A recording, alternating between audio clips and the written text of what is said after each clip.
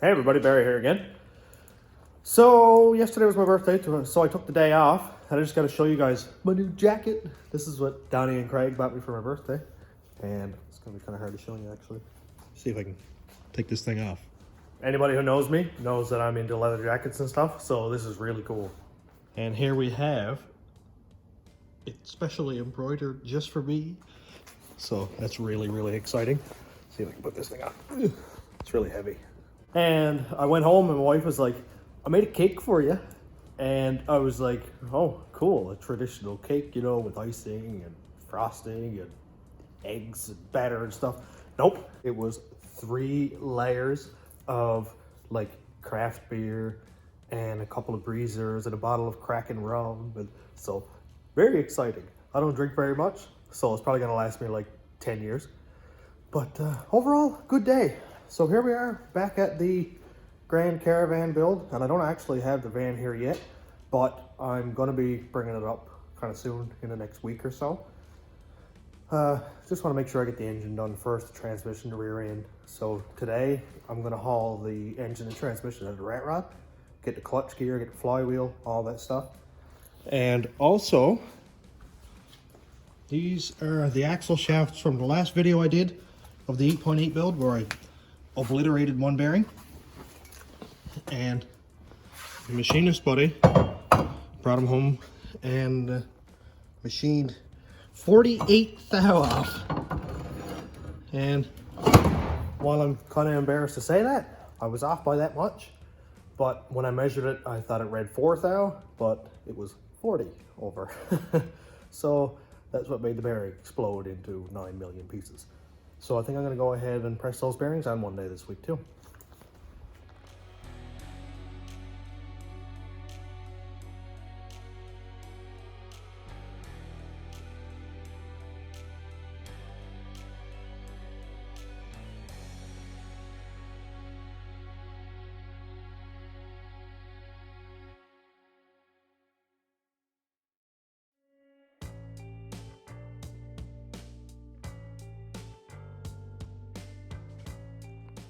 got the water pump bolted on.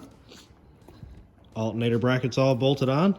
Not sure how close all this is going to be with the car intake, but I might have to slice off some of this junk here. And also, is this going to fit under the hood of the Caravan? Or is it going to have to be relocated down and under here somewhere? Also not a big deal, but something else that I have to try and plan for and another obstacle to overcome. But that's not a big deal. So it's kind of cool that we have the tensioner assembly here, which is probably seized up. Tensioner pulley here, which is just about seized up. And clutch fan is all gone because that's junk and we're not using it. The van has electric fans from factory, so let's just reuse that. I am going to be using this power steering pump, and I'll be adapting these lines here over to the rack that's on the van. Just might have to extend the lines or have something made up. That's not too serious.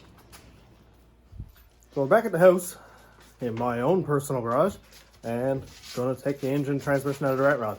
I'm not sure how this is gonna work or how well it's gonna work because not a lot of ground clearance under there for to get the legs of the cherry picker under. And the engine sits quite far back into the engine bay.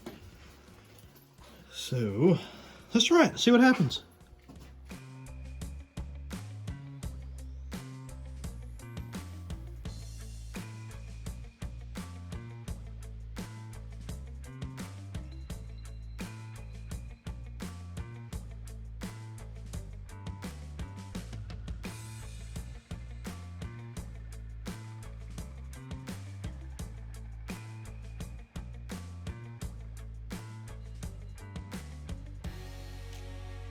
So that was a success.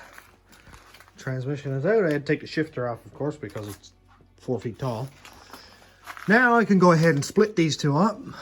Take the flywheel, clutch, take the throw bearing in assembly, take the pilot bushing out of the back of the crank, and put that in my aluminum 5.3. And all this braided hose here, this kind of stuff. That's a big hurdle. This is looking pretty empty now, I must say. Time for a 6 liter to go in here, I think.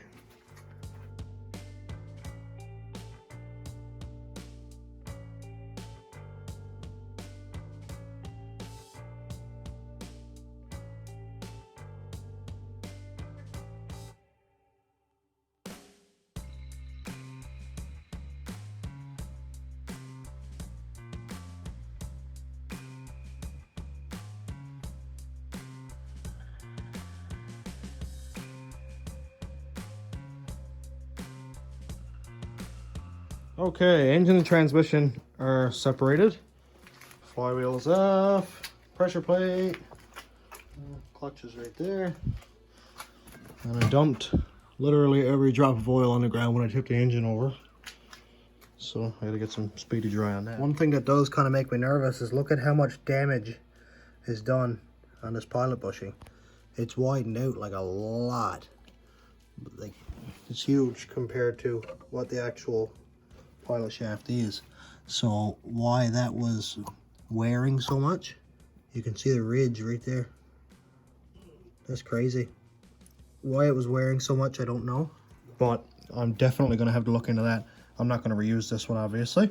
I'm going to go buy a new one, which is not serious. But it's pretty much all for right now. I'll get the transmission up to the shop.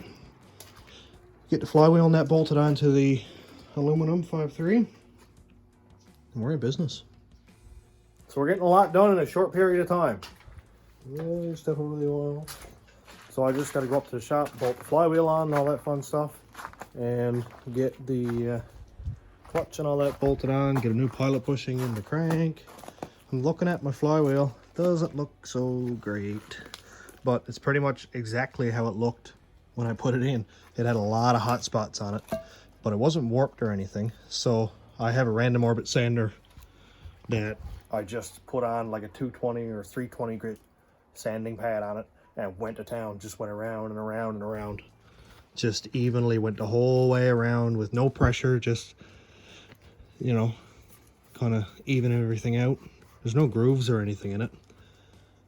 So that'll work fine. Again, when I was done with it, it had a pretty well gray uniform surface except for the couple black spots on it. And pressure plate looks okay. It's a bit glazed, but I'll do the same on that. This clutch, this one clutch and flywheel has been in the rat rod since my 350 days. Like 2016 was when I bought that stuff. It's been through, I think, 8 engines, 4 transmissions, and a lot of legal street stuff and a couple of track days. It's done first, second, and third gear launches in boost and highway burnouts and like 2 years worth of burnout competitions. So this little bit of marks on it doesn't matter at all. It never did slip on me when I was doing anything sensible. The only time it actually slipped was I was towing a truck up a hill with the rat rod on dollies, and I put it in fourth and just kind of gunned it and it started to slip a little bit, so I got out of it. That's the only time that it actually offered to slip. So I think we'll be fine. Something else I just thought about grabbing was the throttle, pedal, and cables, because the van is drive-by-wire, so it's not going to be much good with the throttle cable. So I don't even have to clean it off because it's like 7 or 8 degrees and nature is taking care of it. And the rear defrost will get that bit. So while we're here, let's talk plans.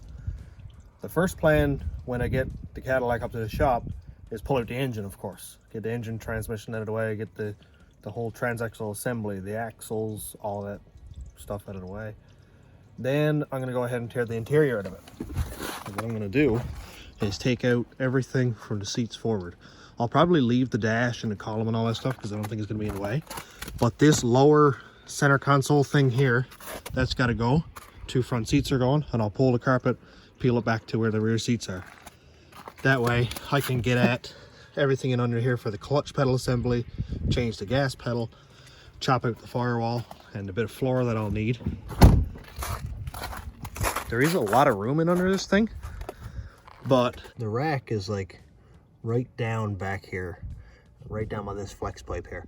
And what I need to do is take this firewall here and probably cut right where the pinch weld is down there.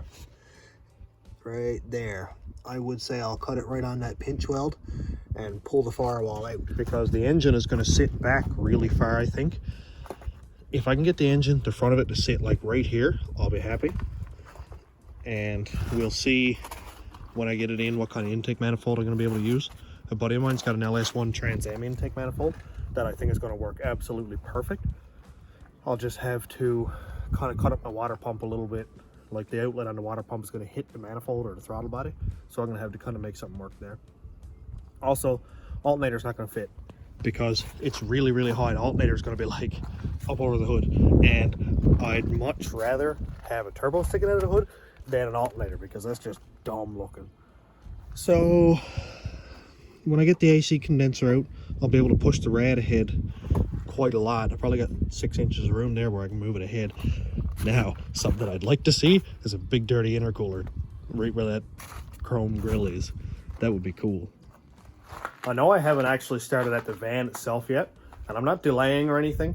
I just really want to make sure I have every part that I need prior to starting tearing it up and having any delays because I'm waiting on this part or that part. So I'm going to get the rear end built, get the transmission done, get the engine all done and completed and running, and then I can pretty much throw it all at it at one time and hopefully have it knocked out in a couple of weeks. So stay tuned. This is going to get exciting really, really quick. I cannot wait to post a thumbnail of the LS under the hood of that thing because I kind of expect it to blow up a little bit because I'm the only nutcase around who's crazy enough to take on something like this. So tune in. Should be a lot of fun.